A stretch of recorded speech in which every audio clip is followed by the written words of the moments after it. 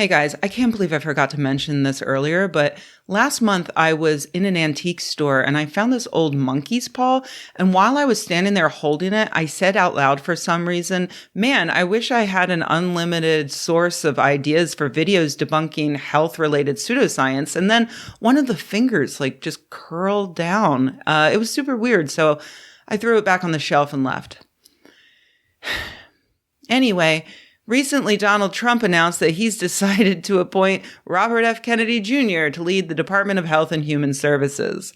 Now, I've talked about RFK several times in the past few years, mostly focusing on how he's a disgusting anti-vaxxer, though I also had a little fun talking about the dead worm in his brain. But with his nomination to run the department responsible for protecting the health of all Americans, I'd like to talk today about his proposed plan to take fluoride out of our drinking water. As he posted on Shitter, on January 20th, the Trump White House will advise all U.S. water systems to remove fluoride from public water. Fluoride is an industrial waste associated with arthritis, bone fractures, bone cancer, IQ loss, neurodevelopmental disorders, and thyroid disease. President Donald Trump and First Lady Melania Trump want to make America healthy again. Did anyone else forget that Melania existed? I'm so excited to see her beautiful smiling face around the White House again.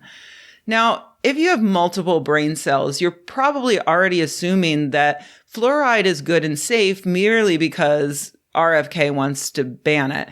But on this channel, we remember that even broken clocks are correct twice a day, assuming they are analog. And so let's talk about fluoride. The good, the bad, and the slightly uncomfortable. Fluoride is a naturally occurring ion that is found all over our planet. It's in groundwater, it's in plants, it's in rocks, it's in our own teeth and bones. Back in the 1800s, physicians thought that it might help prevent tooth decay, noting an increase in cavities that occurred alongside an increase in the use of refined flour, which contains naturally less fluoride than flour with husks and stems. They started toying with the idea of reintroducing fluoride in a natural way that might reverse the problem.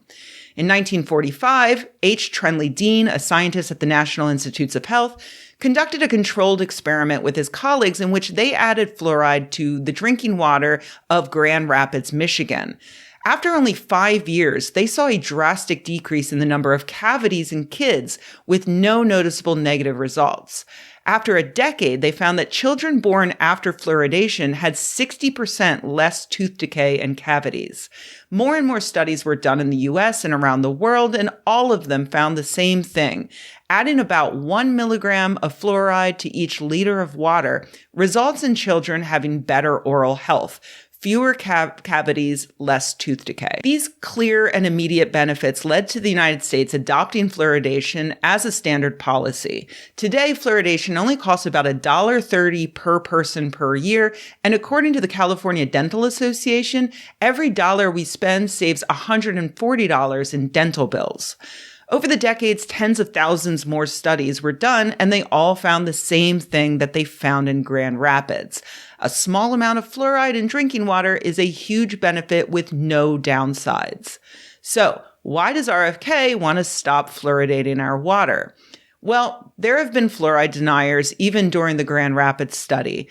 Of course, the government adding chemicals to our drinking water is going to attract kooks who will apply whatever their own particular brand of kookiness is to the idea that fluoridation is bad. It's a communist plot to impurify our precious bodily fluids, for instance. Yes, Dr. Strangelove was based on a real conspiracy theory spread by people in the 1950s. Or, it's just government overreach, or it's a poison, it's a devilish plot to help poor black kids have the same healthcare as rich white kids. I mean, that last one's just a guess I made after learning that the KKK joined the Anti-fluoride brigade. RFK's objection to fluoridation comes from that long line of kookery, and he has just as much evidence for its dangers as they did, which is to say, he has no evidence.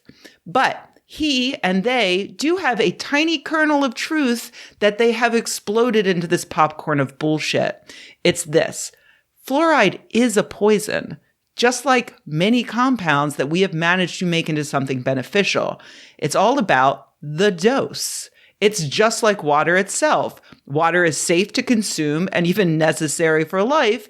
But if you consume too much water, you will die. I'm not just talking about flooding and drowning. I'm talking about water poisoning, also known as water intoxication. You can actually drink so much water that it causes weakness, difficulty breathing, and yes, even death. In much the same way, too much fluoride is bad for you. One of the early signs that fluoride was linked to dental health was found in the early 1900s when a dentist named Dr. Frederick S. McKay noticed that a large number of his patients in Colorado Springs had absolutely zero cavities but strange brown mottling on their teeth. He spent years trying to figure out what was happening, and he eventually discovered that the answer was fluoride. These people were unknowingly consuming a large amount of fluoride, which was protecting the health of their teeth, but also discoloring them. So literally from the very start of fluoridation research, experts have known that too much fluoride could have negative effects, and they proceeded with that in mind. How little fluoride can we put in the water to still get the benefits without staining our teeth brown or worse? And there is worse. Brown teeth is just an aesthetic thing, but larger and larger amounts of fluoride can be dangerous to your health. In 1950, a researcher in Texas began feeding mice fluoride in order to see if it worked as an anti-cancer agent. Instead, he noticed that the mice got cancer earlier than the control group. His grad students leaked this result to the press before he had a chance to fully investigate, and the resulting news coverage killed fluoridation efforts in Texas. After a thorough investigation, they realized they were feeding the mice 42 parts per million of fluoride. 42. You get 1 in your water, and they gave 42 parts per million to mice.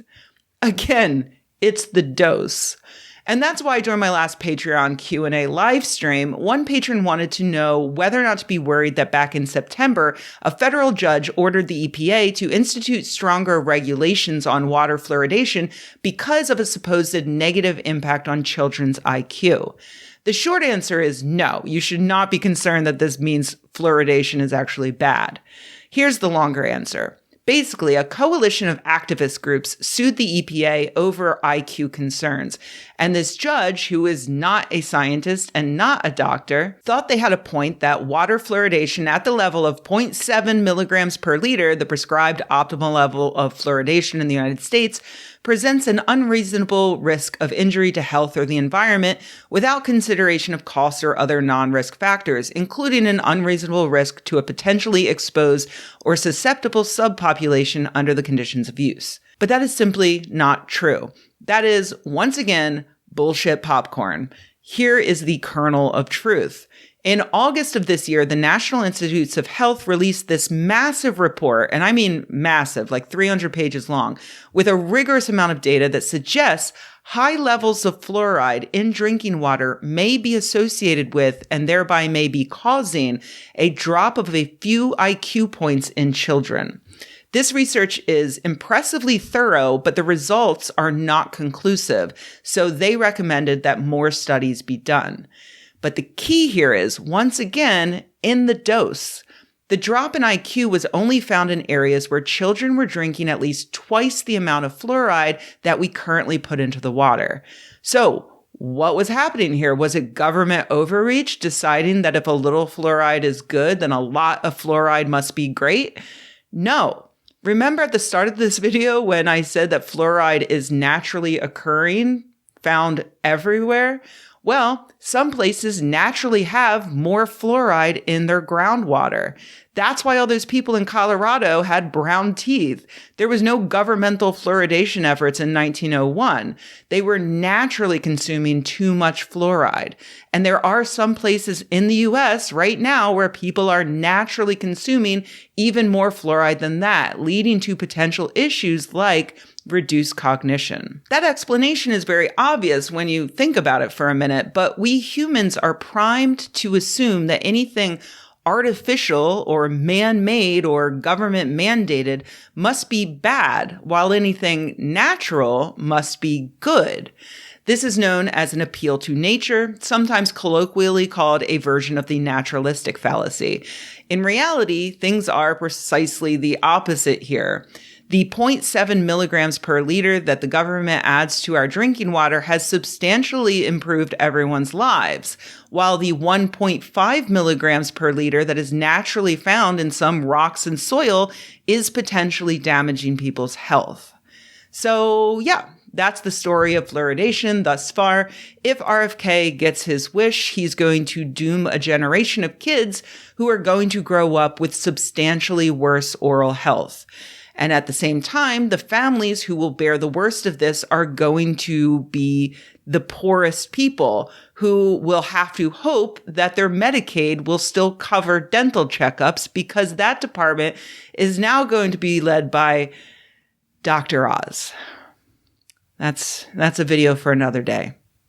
Thanks, Monkey Paw.